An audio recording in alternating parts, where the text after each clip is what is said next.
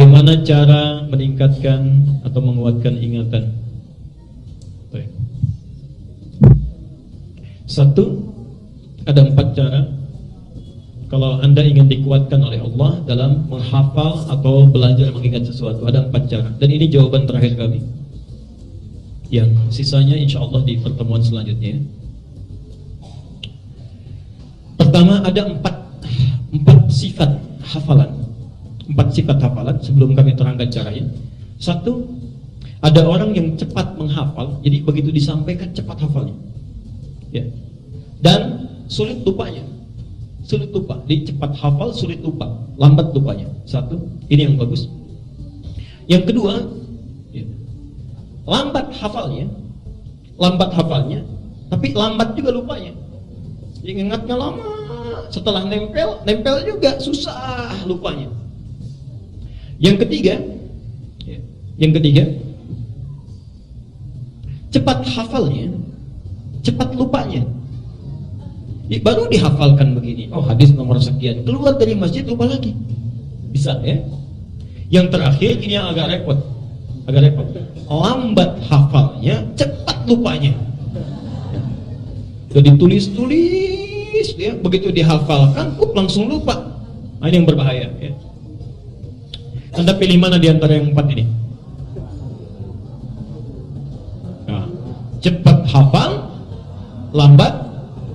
Kalau bisa cepat hafal, tidak lupa-lupa. Ya.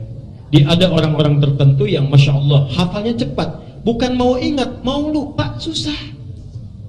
Bukan mau ingat, mau lupa susah. Ada yang begitu tuh. Di antaranya Imam Sulaiman, dikenal dengan Abu Daud. Kemarin saya ceritakan ya, yang lahir tahun 202 Hijriah, Abu Daud As-Sijistani. Itu ulama yang sangat luar biasa. Ketika menghafal cepat, mau lupa susah ya. Al-Bukhari, Abu Hurairah dan sejenisnya. Baik. Nah, kalau Anda ingin menemukan tipikal yang demikian, di antara tata caranya Anda bisa buka di kitab At-Tibyan karang Imam An-Nawawi. Saya rangkum cepat saja. 1, meluruskan niat. Meluruskan niat saat mau belajar.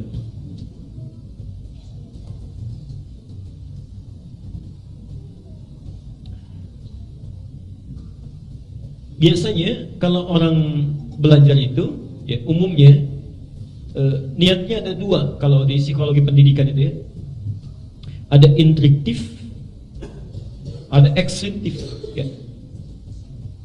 Di intriktif itu untuk dirinya sendiri mengumpulkan hafalan. Jadi belajar misalnya ya, intrinsik, jadi mendapatkan sesuatu untuk mengumpulkan pengetahuan, untuk kumpul aja, untuk kumpul. Di psikologi pendidikan modern yang saat ini, ada orang yang saat menghafal cuman pengen tahu, jadi pengen berilmu saja. Ya. Ada ekstrinsik. Ekstrinsik itu mengumpulkan ilmu untuk tujuan yang lain. Kalau bahasa anak sekolah sekarang, menuntut ilmu untuk dapat kerjaan, menuntut ilmu untuk dapat ijazah. Jadi ilmu itu cuma jembatan saja, yang penting kerjaan dicapai. Yang seperti ini yang agak bahaya ini, karena saat kerja ilmunya lupa ya. Nah, Islam tidak keduanya. Islam tidak pada keduanya. Karena Islam ini memadukan keduanya dengan niat namanya, dengan niat. Kalau Anda belajar hanya sekedar ingin mendapatkan pengetahuan yang melekat pada diri sendiri, diri pribadi sifatnya. Pelan-pelan. Karena sifatnya manusiawi, diri pribadi, ya, setiap manusia pasti punya keterbatasan, terbatas. Kalau batasnya ini sudah hilang, maka ilmu tidak mudah untuk diserap. Bisa, semakin sepuh kan daya ingat semakin berkurang ya. Berarti setiap pribadi pun punya keterbatasan. Tapi kalau Anda inginkan untuk kepentingan yang lain, dunia misalnya yang lain, dunia, maka saat dunia dicapai, ilmu pun bisa berkurang. Kalau Anda ingin mendapatkan ilmu yang terus menempel, melekat di dalam jiwa, tidak hilang, maka titipkan, mintakan, niatkan untuk yang tidak pernah punya batasan. Siapa? Allah. Maka kalau Anda ingin belajar, menghafal, melakukan sesuatu, lakukan karena Allah. Itulah sebabnya ketika Nabi Muhammad SAW diperintahkan untuk belajar, wahyu yang pertama turun apa? Jangan sampai situ, sempurnakan. Karena ketika wahyunya turun dengan menggunakan Iqra, nabinya tetap gak bisa baca. Perhatikan, lihat sejarahnya. Ya, saya kira Ustaz Khalid sudah mengajarkan barangkali. Ya, ketika malaikat turun dalam sirah An-Nabawiyah, ya, lalu mengatakan Iqra di Gua Hira, Nabi menjawab apa? Ma ana biqari, saya nggak bisa baca. Saya nggak bisa baca. Turun lagi sampaikan Iqra, baca. Kata beliau, saya nggak bisa baca. Sampai 3 kali.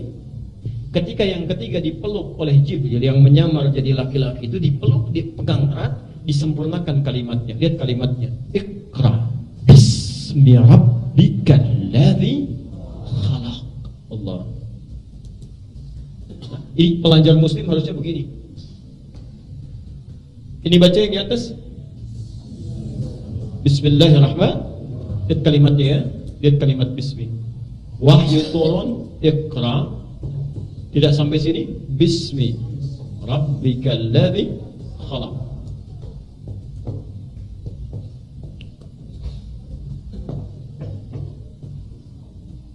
Satu, dua, tiga.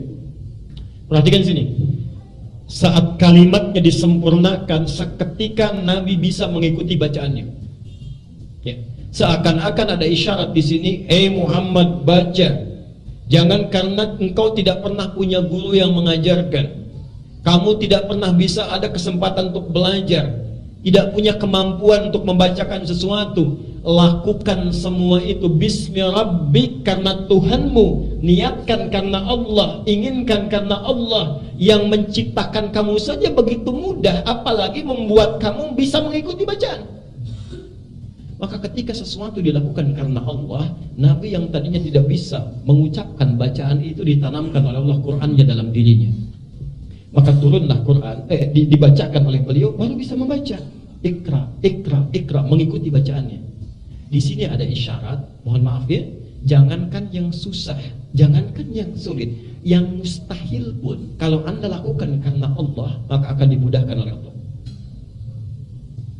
Saya usia sudah 70 tahun Pak, kayaknya kalau untuk menghafal Al-Quran sudah hilang kesempatannya, apalagi Qurannya setebal ini misalnya. Anda 70 tahun, ada yang 82 tahun gak bisa baca, gak bisa nulis, cuman mendengar saja, 2 tahun hafal Quran. 2 tahun hafal Quran. Anda yang bisa baca, bisa nulis, Masya Allah. Masa sudah 2 tahun belum hafal-hafal juga? Sampai kapan? Ya, lihat sini. Karena itulah kalimat bismi dalam ayat Iqra baknya menggunakan alif begini. Lihat. Cuma ayat ini yang kalimat baknya menggunakan alif.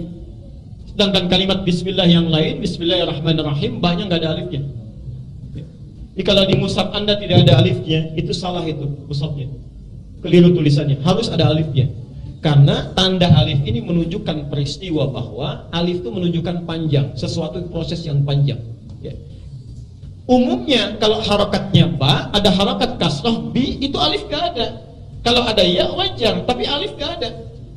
Karena alif itu biasanya menunjukkan satu makna, huruf yang dibaca a panjang. Ada huruf ta begini, dikasih alif begini, baca ta. Ada huruf fa, dikasih alif, baca fa. Selalu a panjang. Kok bisa yang ini harakatnya ba, kasrah, tapi ada alifnya? Ingin menunjukkan pesan kepada kita bahwa ini menunjuk satu kisah. Ada orang yang ketika diminta baca panjang prosesnya, gak bisa-bisa, tapi ketika dilakukan karena Allah begitu cepatnya. Saking cepatnya, pengen cepat dikuasai ya. Sudah bisa dibacakan, pengen cepat-cepat. Sampai turun ayat di Quran surah 75 ayat 16 sampai 18 itu, la tuharrik bihi lisanaka lita'jala bi. Muhammad, jangan cepat-cepat engkau lafadzkan itu untuk sekadar menghafalkannya. Kenapa? Inna jama'nahu wa qur'ana, karena kami sudah tanamkan itu dalam jiwamu. Orang-orang yang mengingat, menghafal karena Allah, dia tidak akan capek mengingatnya. Allah yang akan tanamkan apa yang diingatnya dalam jiwanya. Jelas sampai sini? Jadi coba cek, barangkali anak-anak agak terlambat menghafal, mengingat dalam pelajaran di sekolahnya, karena mungkin tidak diarahkan meniatkan pelajarannya karena Allah. Termasuk Anda yang datang ke sini mau taklim, mungkin agak sulit mengingat sesuatu. Coba cek niatnya, sudah benar belum karena Allah? Jangan kesini ketemu teman, ya, pengen cuma lihat ustadznya, macam-macam dan sebagainya, ya, hati-hati. Ya, baik. Yang kedua, saya agak cepat. Satu niat, yang kedua kesungguhan. Ada kesungguhan. Sungguh. Di antaranya mencatat, ya, berdoa. Sebelum belajar berdoa dulu. Allahumma faqihna fid din wa 'allimni at-ta'wil. Ya, Allah akan kuatkan insyaallah. Yang ketiga, tingkatkan amal soleh.